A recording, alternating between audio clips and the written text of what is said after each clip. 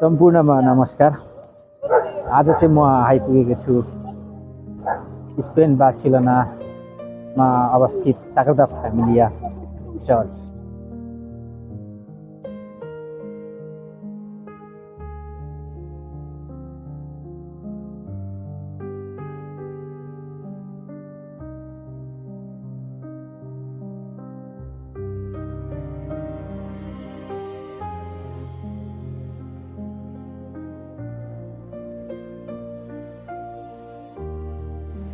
Hello साथीहरू, सम्पूर्णमा नमस्कार।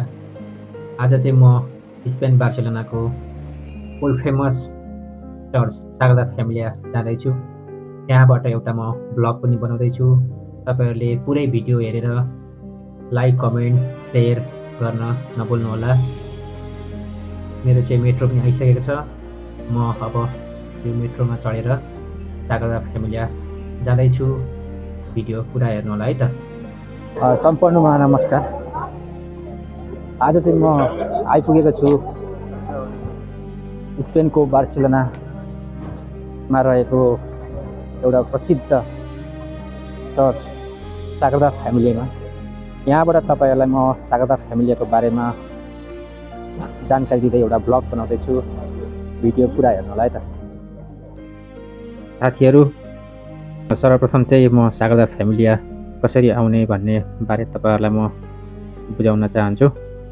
यहाँनिर चाहिँ मेट्रोमुख तपाईँको 4वटा छ। तल्लोपट्टि एउटा, यहाँ एउटा र अगाडिपट्टि 2टा।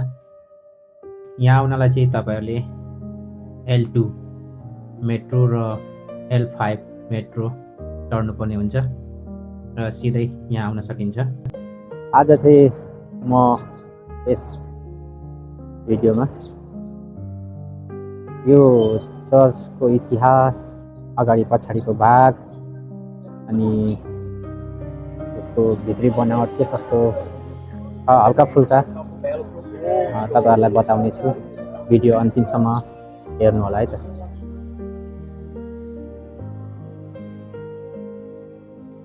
साथीहरू, साग्रादा फ्यामिलिया नाम सुन्ने बित्तिकै तपाईँहरूलाई अचम्म लाग्न सक्छ।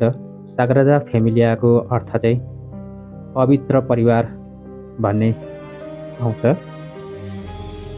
र यो चाहिँ सन् 1882मा निर्माण कार्य सुरु गरिएको हो। लगभग 100 वर्ष अगाडिदेखि नै सुरु गरे तापनि अहिलेसम्म यसको निर्माण कार्य चाहिँ सम्पन्न भइसकेको छैन। यो साग्रादा फ्यामिलियाको डिजाइन चाहिँ प्रसिद्ध आर्किटेक्ट एन्टोनी गौडीले गरेका थिए।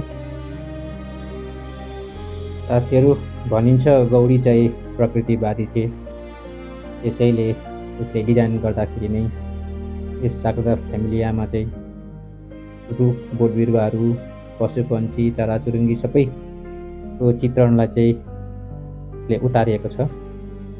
त्यसैले यो वर्ल्ड फेमस चर्चहरूमध्ये एउटा चर्च बन्न पुगेको पनि हो। र मैले तपाईँहरूलाई भनिसकेँ, साग्रादा फ्यामिलिया चाहिँ एउटा पवित्र परिवारको चित्रण पनि हो।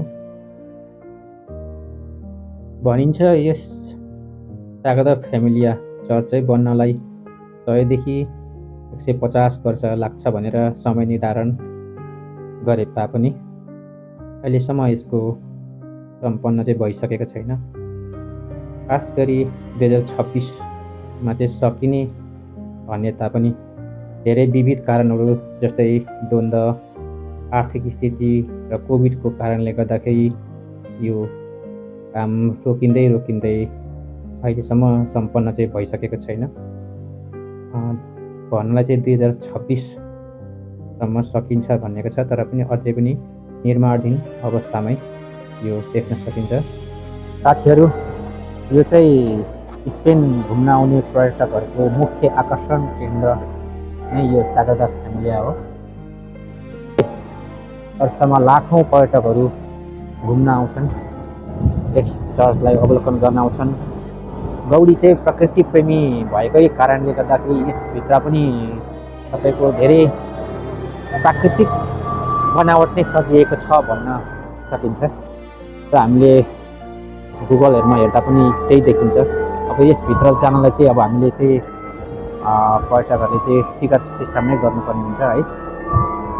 टिकट सिस्टम नै भित्र जान आउने गर्न सकिन्छ। पवित्र फ्यामिलीको बारेमा उहाँहरूको स्ट्याचु, राजा प्रजाहरूको स्ट्याचु सबैलाई समेटेर यो एउटा विशाल चर्च बनाइएको छ। गौडीको यो डिजाइनलाई चाहिँ विश्वले धेरै नै मानेको देखिन्छ। यदि बार्सिलोना घुम्न आउँदै हुनुहुन्छ भनेदेखि तपाईँहरूलाई चाहिँ यो पर्यटकीय बस सूची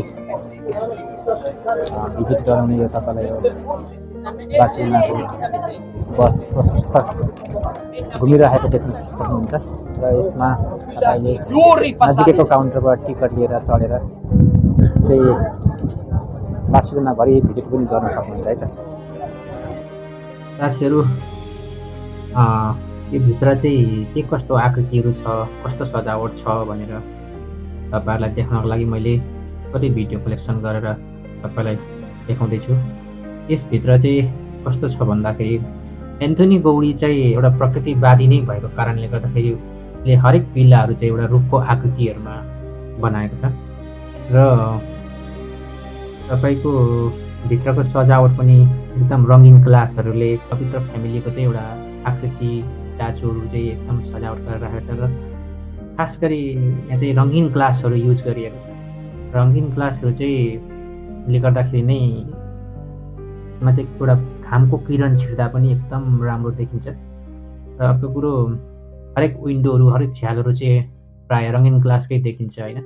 त्यसै कारणले गर्दाखेरि भित्र तपाईँहरू घुम्न आउनुभयो भने भित्र छिरेर यसको अवलोकन गर्न चाहिँ नभुल्नुहोला। यसको सजावट एकदमै राम्रो छ। यो ओल्ड फेमस, त्यसै ओल्ड फेमस साग्रादा फ्यामिलिया चर्च चाहिँ ओल्ड फेमस भएको होइन।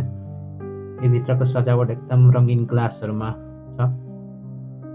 विन्डोहरू एकदम फुलबुटेहरू छन् है। त्यसै कारणले गर्दाखेरि आउनुहोला, घुम्नुहोला भन्न चाहन्छु।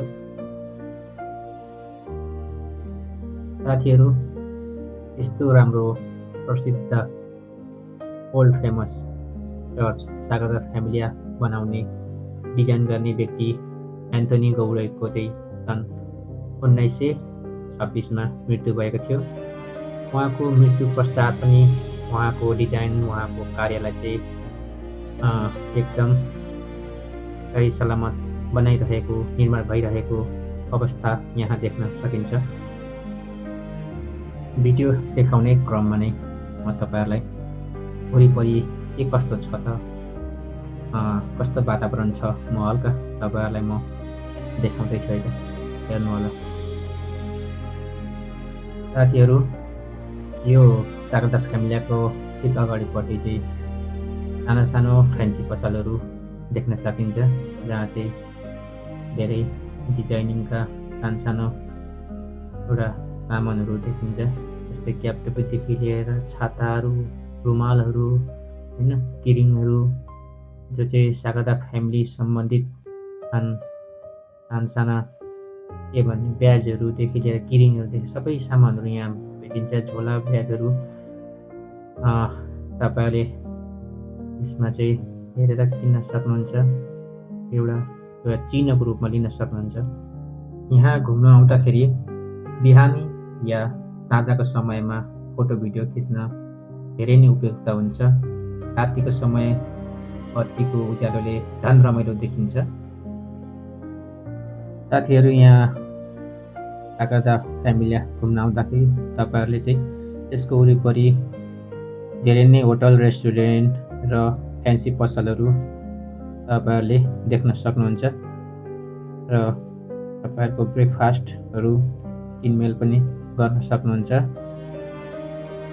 यही साग्रादा फ्यामिलिया चर्च अगाडि चाहिँ एउटा सानो पार्क पनि छ, जहाँ तपाईँहरूले आफ्नो बच्चाहरूलाई खेलाउन पनि सक्नुहुन्छ। यहाँ रेस्ट गर्ने ठाउँ जस्तो पनि छ एउटा है त। भोलिका दिनहरूमा पनि यस्तै रमणीय पर्यटकीय ठाउँहरूको भ्लग बनाएर तपाईँहरू समक्ष ल्याउनेछु। मेरो नयाँ च्यानल एनएसके फ्यामिली टिभी भ्लगलाई सब्सक्राइब गर्न नभुल्नुहोला। साथीहरू, तपाईँहरूले सागरदा फ्यामिलिया चर्च टावर भन्ने सुन्नुभएको होला, तर खास सागरदा फ्यामिलिया भनेको के हो भन्ने कुराहरू मैले सागरदा फ्यामिलिया चाहिँ के हो त भन्ने कुरा एउटा भिडियो बनाएर ब्लग बनाएर तपाईँहरूलाई मैले देखाइरहेको छु। के कति सागरदा फ्यामिली सम्बन्धी यो चर्च सम्बन्धी बोल्न सके, देखाउन सके, कमेन्ट गरेर साथ दिनुहोला। यति भन्दै आजको भ्लगबाट म नवराज घिसिङ बिदा हुन्छु। धन्यवाद।